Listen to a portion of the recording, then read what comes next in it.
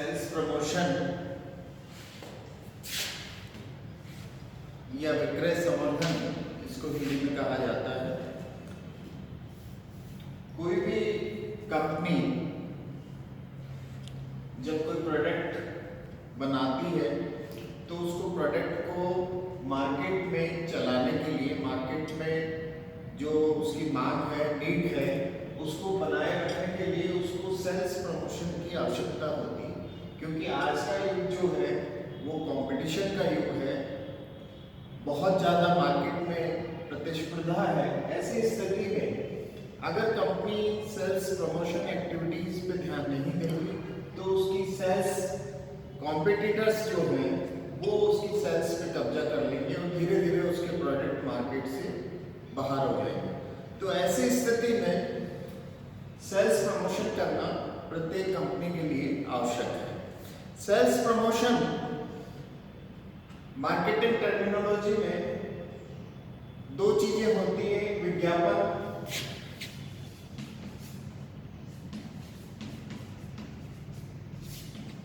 Advertisement जिसको बोलते हैं, और दूसरा है व्यक्तिगत विक्रय, पर्सनल सेलिंग।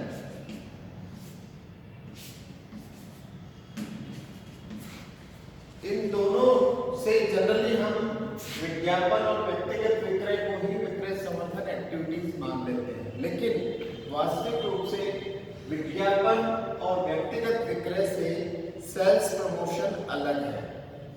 सेल्स प्रमोशन में, विज्ञापन में जहां एक बहुत बड़े टारगेट ग्रुप को विज्ञापन किया जाता है, चाहे वो प्रेस विज्ञापन हो, चाहे टीवी विज्ञापन हो, चाहे अन्य कोई तरीके का हो।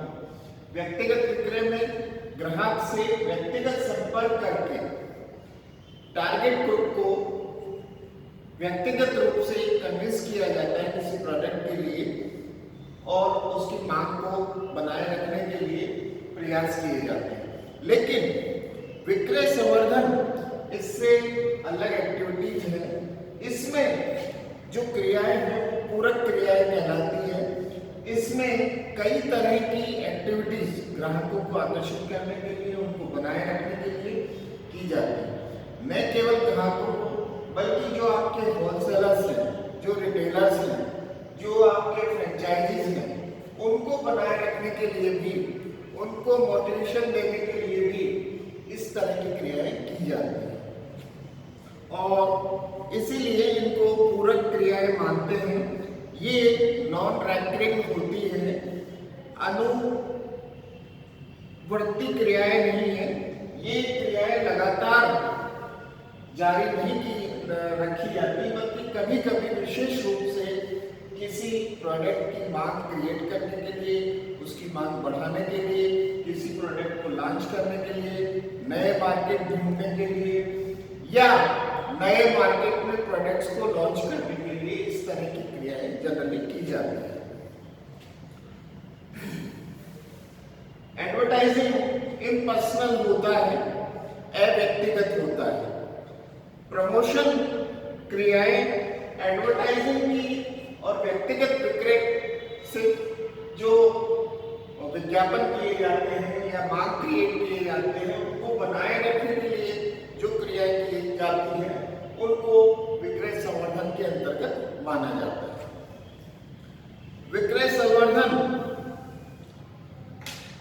की जब हम इसके मीनिंग की बात करते हैं तो मुख्य रूप से जो संभावित ग्राहक हैं, आपके जो टारगेट ग्रुप हैं, उनको प्रोत्साहित या प्रेरित करने के लिए जो क्रियाएं की जाती हैं वो समस्त क्रियाएं सेल्स प्रमोशन में मानी जाती हैं।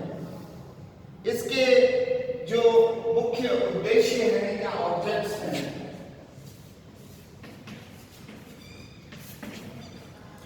उनमें मुख्य रूप से विज्ञापन और व्यक्तिगत विक्रय के अंदर अगर कोई कमी रह गई है तो उस कमी को पूरा करने के काम सेल्स प्रमोशन क्रियाएं करती है। इसी तरह नए विज्ञापन या नए किसी प्रोडक्ट को ग्राहकों को इंट्रोड्यूस करने के लिए जो क्रिया क्रियाएं की जाती हैं वो सेल्स प्रमोशन का मुख्य उद्देश्य हो सकता है। मार्केट में बहुत ज़्यादा कंपटीशन है, बहुत सारे कॉम्पिटिटर्स आपके मार्केट में आ गए हैं, उनको कॉम्पीट करने के लिए कोई पर्टिकुलर एक्टिविटीज की जाती है तो वो सेल्स प्रमोशन के अंतर्गत आती है। इसी प्रकार से जो आपके रिटेलर्स हैं उनको सपोर्ट करने के लिए भी इस तरह की विशेष क्रियाएं की जाती है। तो ये बहुत सारे इसके उद्देश्य हो सकते हैं, या आप कोई मार्केट में नया प्रोडक्ट लॉन्च करने जा रहे हैं तो उसके लिए भी इस तरह की क्रियाएं हो सकती है। तो बहुत सारे इसके उद्देश्य हो सकते हैं।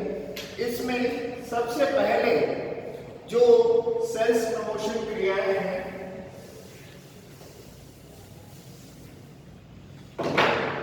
उसमें उपभोक्ता संवर्धन विधियां,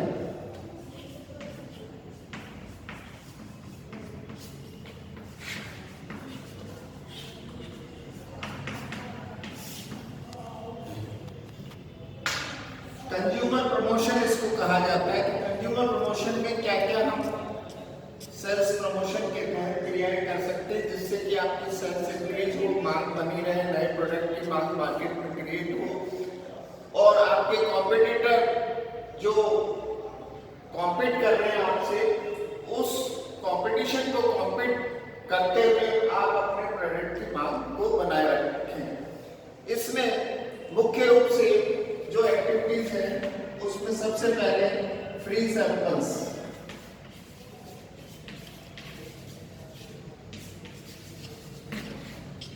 फ्री सैंपल में बहुत सारे आपने मार्केट में प्रोडक्ट देखे होंगे जहां की ग्राहक को फ्री सैंपल दिए जाते हैं कि आप इस वस्तु को उपयोग करके देखिए और अगर आपको अच्छी लगती है तो ये वस्तु दोबारा आप खरीदिए। या बाय वन गेट वन के आपने बहुत सारे ऑफर्स देखे होंगे कि एक प्रोडक्ट के साथ दूसरा प्रोडक्ट आपको फ्री दिया जाता है कि इसको आप यूज करके देखिए।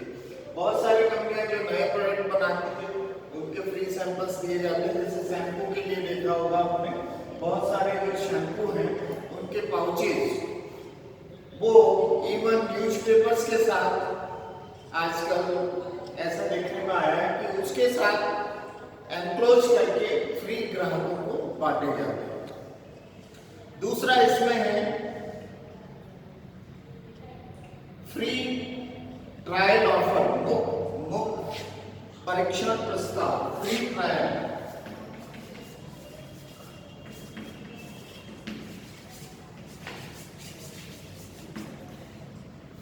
बहुत सारी ऐसे भी प्रोडक्ट होते हैं जहां केवल आप उसको ग्राहकों को फ्री ट्रायल देते हैं कि आप प्रयोग करके देखिए। जैसे आप कहीं कोई जिम ज्वाइन करना चाह रहे हैं तो ऐसी स्थिति में आपको एक सप्ताह का फ्री पैकेज दिया जाएगा कि आप उस जिम के अंदर जो मशीनें हैं, जो फैसिलिटीज हैं उनको फ्री ट्रायल ले सकते हैं। तो इस तरह की जो टेक्निकल चीजें होती है उनके लिए फ्री ट्रायल सिस्टम भी कंपनियां ऑफर करती हैं। तीसरा है इसमें रिबेट।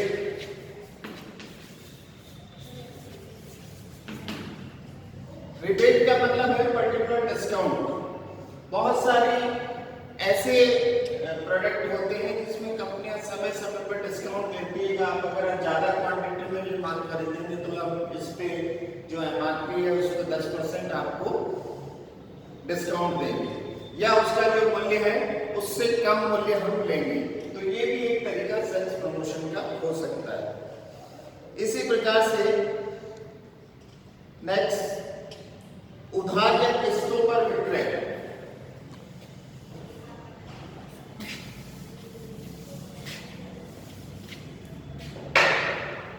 इंस्टॉलमेंट सिस्टम जो होता है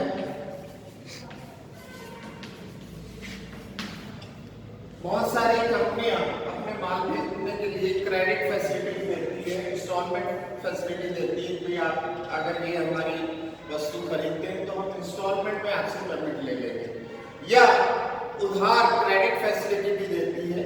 तो ये भी इसी एक्टिविटीज के अंतर्गत आती है। इसी प्रकार से फेयर्स एंड डेमोन्स्ट्रेशन।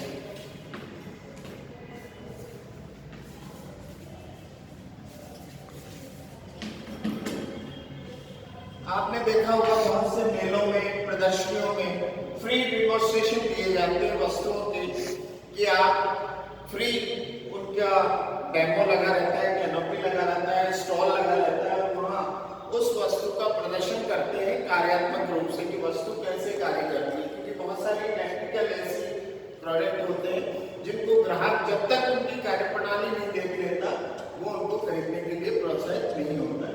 तो ये डेमोन्स्ट्रेशन का जो सिस्टम है ये भी अपनाया जाता है। इसी प्रकार से एक्सचेंज ऑफर,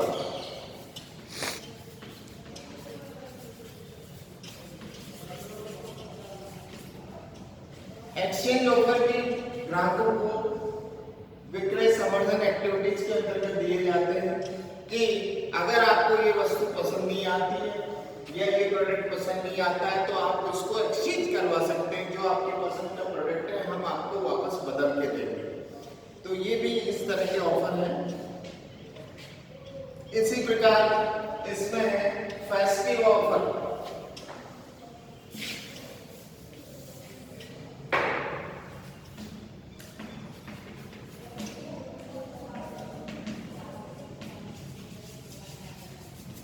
आपने देखा होगा बहुत सारे फेस्टिवल्स में फेस्टिव ऑफर दिए जाते हैं कंपनियों द्वारा। जैसे फॉर एग्जांपल बीकाजी ले लीजिए, बीकाजी के एक रिश्ते करके दिवाली पे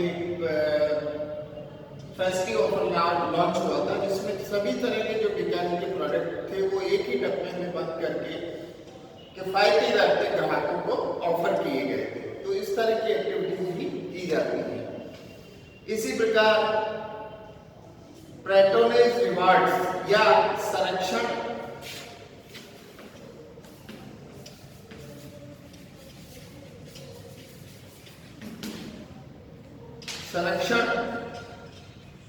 पुरस्कार। पैट्रोनेज रिवार्ड का मतलब है कि आप यदि एक ही प्रोडक्ट या एक कंपनी के प्रोडक्ट बार बार उपयोग करते हैं तो आपको उसके लिए पुरस्कृत किया जाता है। जैसे फॉर एग्जांपल एयर इंडिया ने कई बार ये ऑफर दिया है कि अगर आप एयर इंडिया से ही यात्रा करेंगे तो आपको स्पेशल फ्रीक्वेंट फ्लायर्स जो होते हैं उनको अलग से डिस्काउंट दिया जाएगा या लॉयल्टी बोनस दिया जाएगा टिकट्स पे। इस तरह के प्रयोग भी कंपनियों द्वारा किए जाते हैं। इसी प्रकार से पॉइंट ऑफ परचेज डिस्प्ले या इसको डिस्प्ले भी कहा जाता है। डिस्प्ले के अंतर्गत आप जहां पॉइंट ऑफ सेल है, जहां आपका शोरूम है, फ्रेंचाइजी है, रिटेलर है, वहां कंपनियां अपना अलग से पॉइंट ऑफ सेल क्रिएट करती है। उसके अंदर जो भी प्रोडक्ट होते हैं उनका डिस्प्ले किया जाता है। तो ये कंपनियों द्वारा display facility free of charge जो रिटेलर्स हैं उनको उपलब्ध करवाई जाती है। कुछ एक्टिविटीज इसमें मनी बैक फैसिलिटी, इसको भी इसी में लिया जाता है।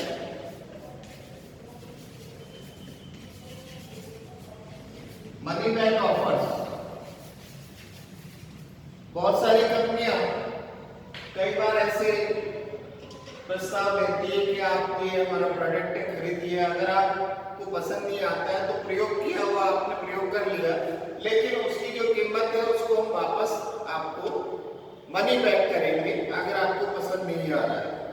ये भी सेल्स प्रमोशन एक्टिविटीज के अंतर्गत आता है। और लास्ट इसमें जो बहुत सारे ऐसे रिवार्ड्स हैं, रिवार्ड्स एंड इवेंट्स,